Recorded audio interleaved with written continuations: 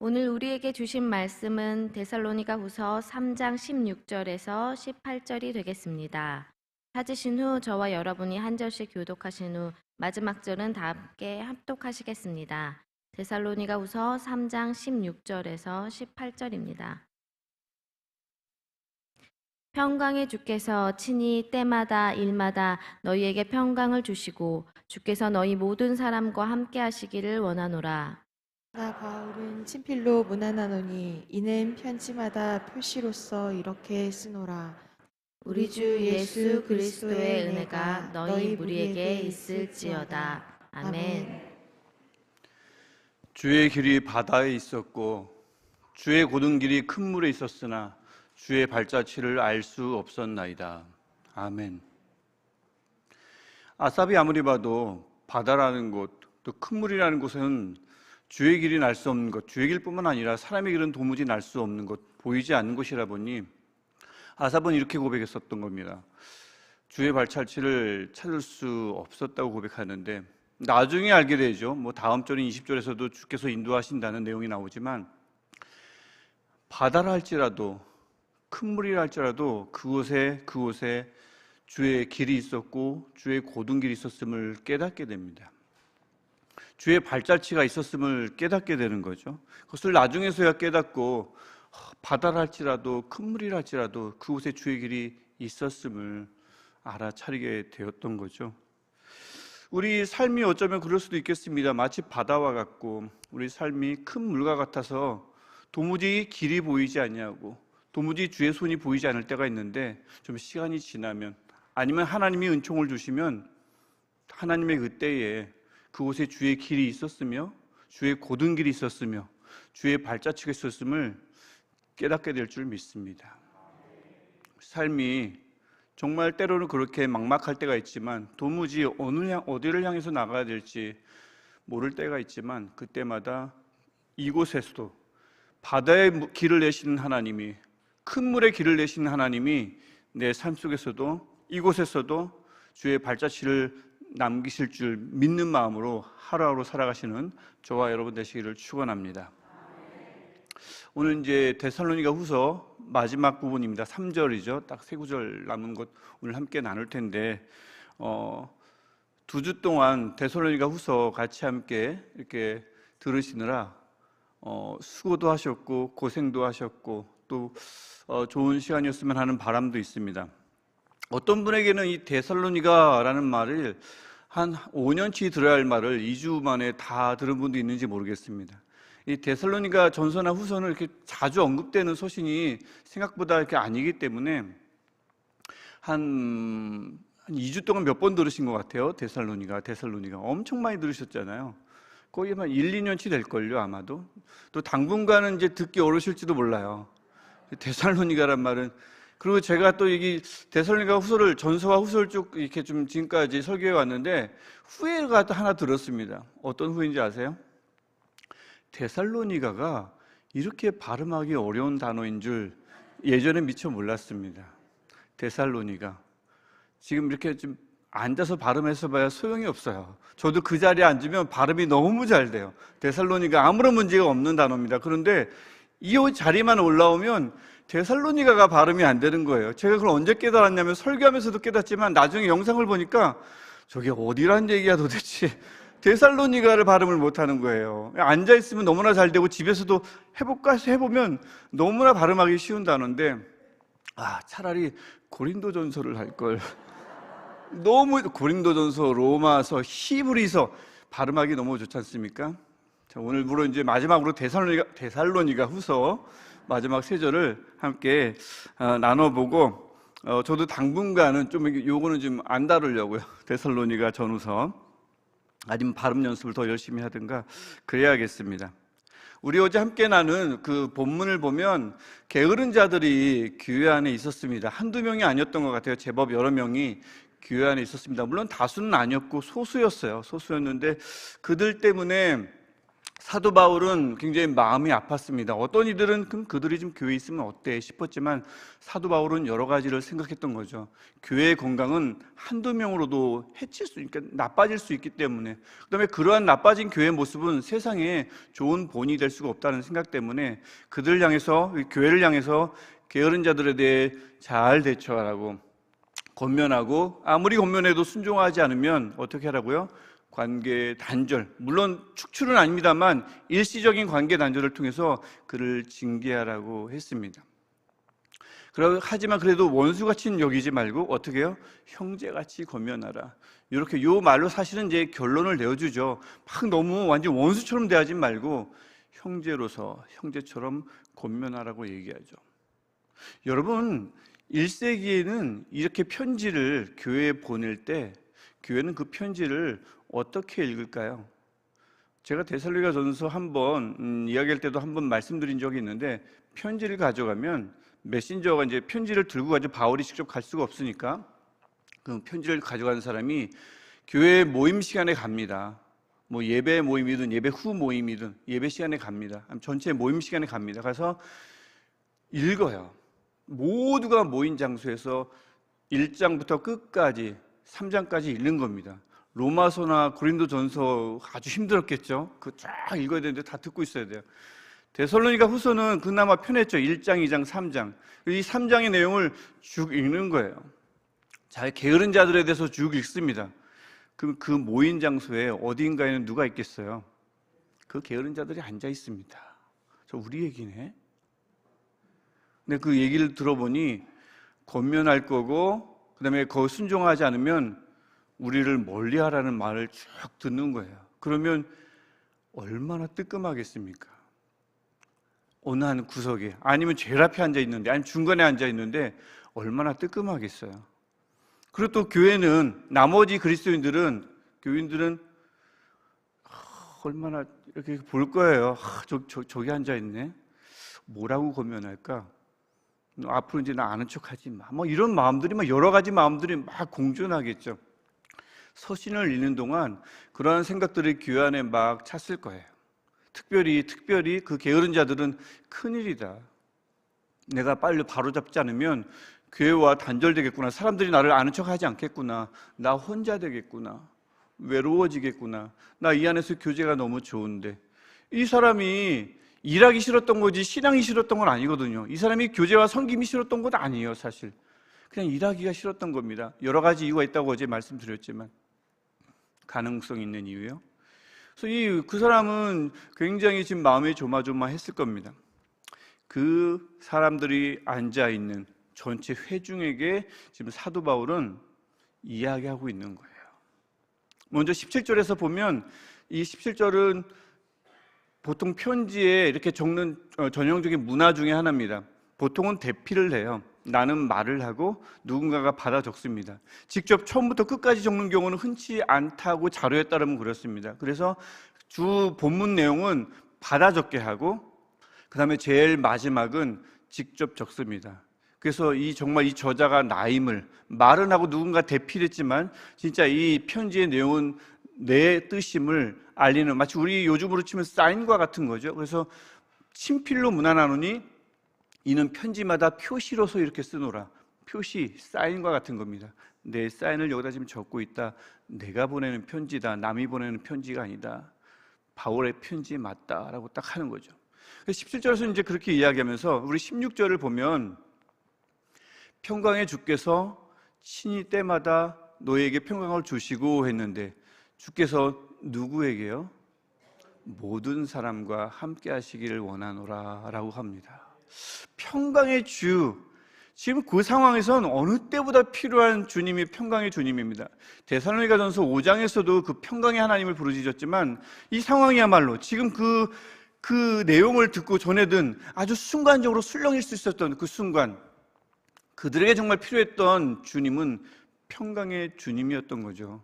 조마조마할 수 있고 째려볼 수도 있고, 그런 상황 속에 정말 그들 안에 계신 주님이 누구인가, 평강의 주님임을 바로 16절에서 15절 마치고 나서 바로 16절로 다른 생각 품지 못하게 얼른 평강의 주를 그들에게 들려줍니다. 굉장히 전략적이죠. 굉장히 영적입니다. 친히 때마다 일마다 어떤 일이든 어떤 때든 이런 뜻이잖아요. 일하기 싫을 때라도, 아니면 지금 조마조마할 때라도, 아니면 이제 더 이상 저를 섬기고 싶지 않은 마음이 들더라도 선을 행하다가 이제는 낙심하고 내려놓고 싶을 때라도 평강의 주께서 너희에게 평강을 주신다, 마음의 평안을 주신다, 흔들리지 않게 하신다, 어떤 어려움이 있더라도 굳게 서게 하신다. 이 예수님의, 이 주님의 이 능력을, 주님의 은혜를 그들에게 기원하며 베풀기를 원합니다. 그리고 주께서 너희 모든 사람과라고 할 때 그들의 마음은 녹았을 거예요. 모든 사람이구나. 저 사람은 빠질 것 같은데, 저 게으른 사람은 좀 빠져야 되지 않나? 또 정작 그 당사자, 게으른 사람들도 평강이, 나는 그 평강에서 혹시 빠지는 것은 아닌가? 뭐 이런, 또 평안하지 않은 상태에 이미 빠져 있을 수도 있는데 그들을 향해서, 모두를 향해서 모든 사람과 함께 하시기를 원한다고 사도 바울이 말씀을 합니다. 그 교회가 잠깐은 술렁했겠지만 평강의 주님이 주시는 평강이 그들 안에 가득 찼을 줄 믿습니다.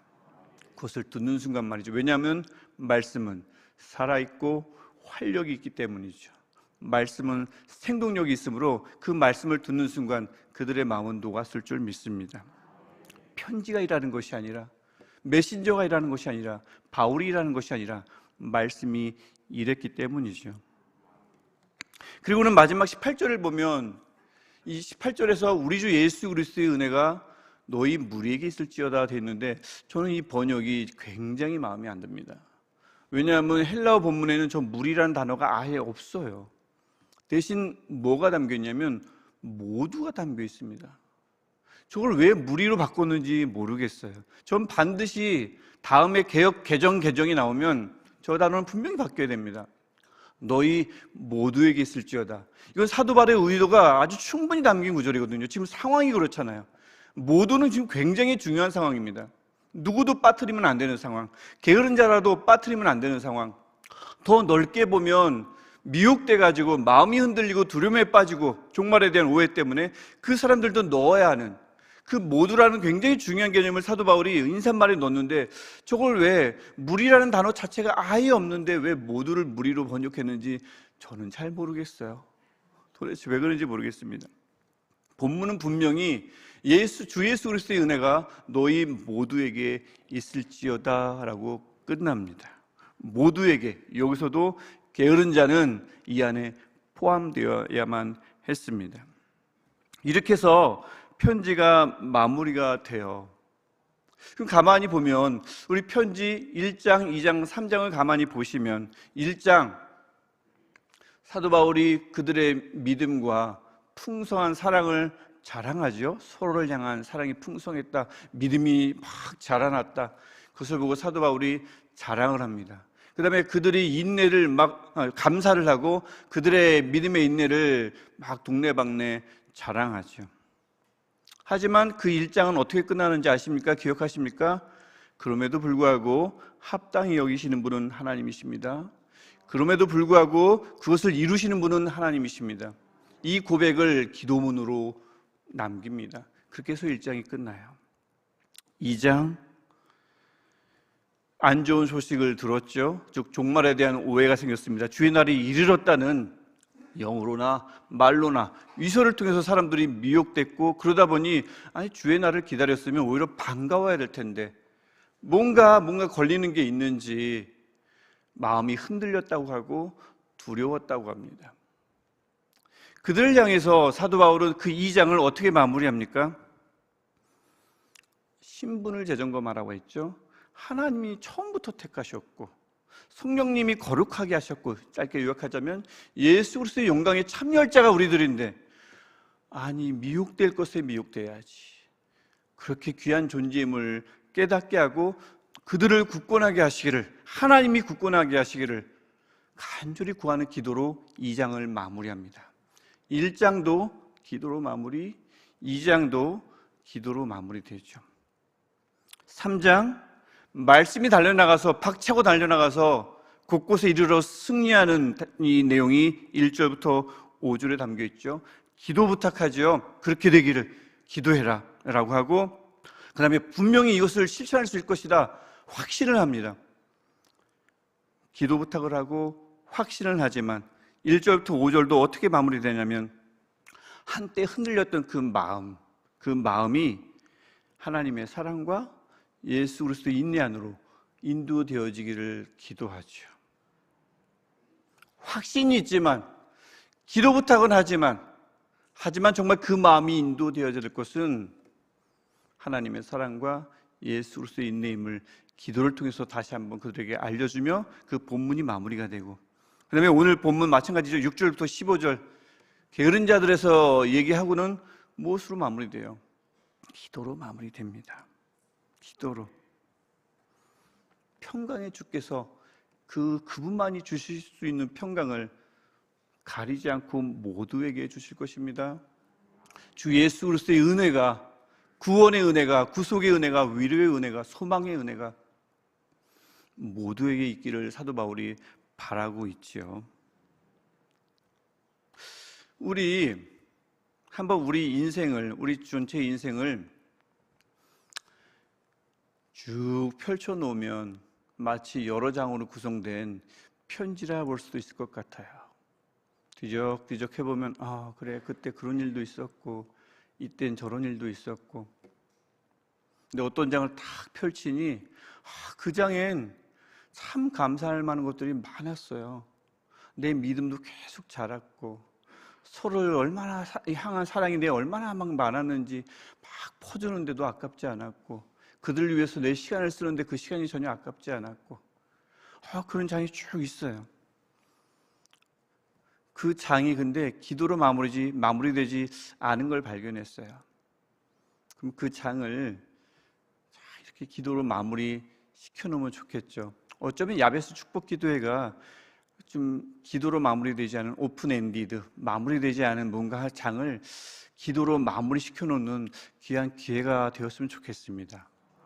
그래서 감사할 조건들이 많았고 자랑할 조건들이 많았는데, 그럼에도 불구하고 하나님께서 내가 그 감사할 조건이 많아서, 자랑할 것들이 많아서, 그래서 내가 하나님으로부터 합당히 여김 받는 것이 아니라, 하나님이 그저 우리를 사랑하셔서 그저 우리를 처음부터 택하셨기 때문에 우리를 합당히 여깁니다라는 기도문으로 마무리하고, 또 하나님께서 우리를 그렇게 쭉 인도해 주실 것이라고, 하나님께서 그렇게 우리를 이루어 주실 것이라고 하는 기도문으로 마무리되는 장이 되면 얼마나 좋겠습니까? 또 어떤 장을 펼쳐보니까 어떤 장에는 마음이 굉장히 흔들린 적이 있고 두려운 적이 있는 거예요. 어떤 장을 보니 여러 가지 말과 여러 가지 어떤 글들에 미혹이 되는 겁니다. 그래서 마음이 흔들리고 두려움에 빠져 있습니다. 그 장은 꼭 이렇게 마무리됐으면 좋겠어요. 하나님이 나를 굳건하게 하실 거야. 하나님께서 나를 굳건하게 하실 뿐만 아니라 가만히 나를 돌아보니, 그렇지, 하나님께서 처음부터 나를 택하셨고 하나님께서 나를 복음으로 불러주셨는데 내가 지금 뭐하고 있는가? 주님 감사합니다. 이런 내용의 기도문. 성령님께서 나를 거룩하게 하셨는데, 성령께서 나를 도와주셨는데 내가 왜 이렇게 흔들리고 있는가? 이런 기도문으로 마무리되는 장이 막 발견되면 좋겠어요. 하나님께서 굳건하게 만들어 주시기를 간절히 기도하는 그 기도의 내용이 그 장을 마무리하는 장. 그리고 어느 장을 딱 펼쳐보니까 막 여기저기 기도 부탁하느라 바빠요. 또 여기저기 어떤 사람들에게 확신을 전달하느라 굉장히 바쁜 나날이 있었습니다. 사도 바울처럼. 그런데 분주하다 보니까 기도 부탁하고, 넌 할 수 있을 거야, 난 널 믿어, 응원할게, 내가 기도할 거야, 막 열심히 막 다니고 있는데 정작 내 마음은 너무나 분주하고, 그 다음에 내 마음이 가만히 보니 나의 사랑 안에, 바닥을 드러내는 내 사랑 안에 갇혀 있고 바닥이 보이는 나의 인내 안에 갇혀 있는 걸 발견하게 되죠. 그래서 그 장은 가만히 보니까 마무리가 어떻게 돼 있냐면, 주님, 내 마음이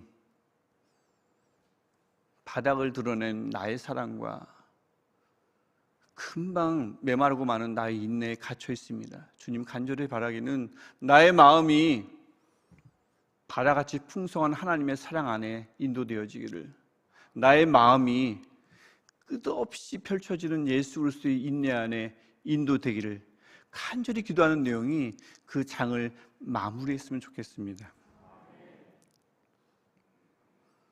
그렇게 우리의 장들도 여러 가지 삶으로, 여러 가지 우여곡절로 기록될 수는 있지만 결국 가장 마무리는 기도로 끝나는, 가장 마무리는 기도로 마무리되는 우리 삶의 각 장들이 있으면 얼마나 좋을까 싶습니다. 특별히 우리 삶을 가만히 보면은 때로는 권면하기도 하고, 때로는 훈계하기도 하고, 또 때로는 누군가를 징계하기도 하고, 때로는 저 사람은 좀 거리를 둬야겠다, 내가 너무 상처를 많이 받는다, 저 사람은 좀 거리를 둬야겠다, 우리 공동체가 위험해진다, 건강을 잃고 있는 것 같다, 그런 마음 때문에 거리를 둘 때도 있고, 때로는 그 거리를 두는 그 대상이 나일 때도 있죠. 내가 뭘 잘못했는지 잘 모르겠는데, 난 요즘 그냥 그저 사는 맛이 없었을 뿐인데, 내가 게을렀던 이유는 그냥 열심히 살고 싶은 생각이 갑자기 사라졌을 뿐인데, 내가 영적으로 게을렀던 이유는 그냥 나도 모르게 내 믿음이 떨어졌을 뿐인데, 어쩌면 어떤 상황 때문에, 어려운 상황 때문에 내가 좀 힘들었을 뿐인데, 갑자기 혼자 된 듯한 느낌, 갑자기 아무도 나를 도와주지 않는 듯한 느낌, 아무도 나를 관심 가져주지 않는 듯한 느낌, 이런 느낌을 받을 수도 있지요. 그럴 때 그 편지의 그 장은 꼭 이렇게 마무리되시기를 축원합니다. 평강의 주께서 내게도 평강을 주실 거야. 예수 그리스도의 은혜가 내게도 반드시 쏟아 부어질 거야. 데살로니가 후서 3장 그 마지막 본문이, 사도 바울의 친필로 적은 사인한 그 본문이 2000년 전 데살로니가 교회의 그 게으른 자들에게도 전달되었듯이 이 본문은 나에게도 그렇게 전달되었으며, 이 본문은 살아있고 활력 있는 말씀으로 내 삶에서 분명히 역사할 거야. 그 장은 꼭 그렇게 마무리되었으면 좋겠습니다. 그래서 우리 인생이 쫙 펼쳤을 때 여러 장으로 구성된 편지일 수 있다고 가정할 때에, 때로는 여러 우여곡절이 있고, 때로는 관계 단절이 있고, 때로는 너무 분주하고, 때로는 감사가 있고, 근데 때로는 막막하기도 하고, 큰 물과 바다같이 막막하기도 하고, 때로는 외로울 수도 있고요, 때로는 하나님께서 인도하신다, 가라 해서 갔는데 그 다음 내 발걸음을 놓아야 할 곳이, 내 발을 내딛어야 할 것이 보이지 않을 수도 있고요, 또 누군가가 갑자기 미워질 수도 있고요, 누군가를 갑자기 경계하고 싶은 마음이 들 때도 있고요, 어제만 해도 형제 자매였는데 갑자기 원수처럼 여기는 사람이 생길 수도 있고요. 데살로니가 후서에 나오는 여러 가지 상황들이 우리 삶 속에서도 그대로 나타날 수 있고, 그래서 데살로니가 후서 이 편지는 내 삶의 아주 귀한, 아주 중요한 부분을 차지하는 동일한 편지일 수도 있는데, 그때마다 그 장마다, 그 우여곡절마다 항상 그 마무리는 기도로 마무리되어지는 은혜가 있기를 축원합니다. 그래서 쭉 펼쳐보니 각 장이 분명해요. 이게 1장부터 2장이 어디까지인가, 그럴 필요가 없는 거예요. 왜요? 각 장이 항상 무엇으로 구분되기 때문에요? 기도로 구분되어 있으니까. 여기까지가 1장이구나, 기도가 있으니까. 여기까지가 2장이구나, 기도로 끝났으니까. 그렇게 각 장이 기도로 마무리되어지는, 누구를 향해서요? 하나님을 향해서요. 어떤 하나님이요? 바다의 길을 내시는 하나님. 어떤 하나님이요? 큰 물에 길을 내시는 하나님. 어떤 하나님이요? 도무지 발자취가 없을 만한 곳에 발자취를 남겨주시는 하나님이요. 그 하나님께 기도하는 그 기도의 내용들이 우리 삶에 뭔가 구분도 되어지지 않고 혼란스럽고 무질서한 것 같은 그 삶을 정확하게 구분짓고, 그래서 내가 이렇게 주의 은혜로 살아왔구나, 내가 그렇게 이렇게 주의 기도를 하면서 주를 향한 기도로 살아왔구나, 지금까지 이렇게 길이 없는 것 같았지만 주의 길이 곳곳에 있었구나 라는 것을 발견하는 은혜가 저와 여러분의 삶 속에 지금까지도 있었고 앞으로도 분명하게 있을 줄 믿습니다. 그 하나님, 바다의 길을 내시는 하나님, 큰 물의 길을 내시는 하나님, 그래서 주의 발자취를 남겨주신 하나님이 저와 여러분의 하나님이신 줄 믿습니다. 간절히 바라기는 그 하나님을 우리 야베스 축복 기도회 때 가장 가까이 만나는 그런 귀한 축복의 시간이 될 줄 믿습니다. 우리 그 마음 가지고 같이 우리 함께 기도하겠습니다. 하나님을 가만히 생각하며, 하나님, 내 삶의 각 장이, 내 삶의 편지가 기도로 마무리되어지는 삶의 각 장들 되게 하옵소서. 각 챕터가 기도로 마무리되어 분명하게 하나님의 길을 따라 인도되어진 내 삶이라 고백할 수밖에 없는 은혜가 우리 삶에 있게 하옵소서. 우리 간절히 그 주님의 이름을, 평강의 주님을 3번 부르고 하나님께 기도하겠습니다. 주여, 주여, 주여. 하나님, 우리 그런 삶 되게 하옵소서. 하나님, 때로는 외롭고, 때로는 소외되고, 때로는 주의 길이 어딘지 알 수 없고, 때로는 주의 말씀이 내게선 멀어진 것 같고, 때로는 찬양을 해도 아무 느낌이 없으며, 때로는 말씀을 읽어도 마음에 와닿지 않으며, 때로는 예배를 드려도 예배 전과 후가 전혀 달라진 바가 없는 삶을 살아갈 때가 있습니다. 하나님, 삶에서의 게으름뿐만 아니라 영적인 무감각과 영적인 게으름이 나타날 때가 있는데, 삶의 의욕이 갑자기 사라질 때가 있고, 신앙하고자 하는 의욕이 갑자기 사라질 때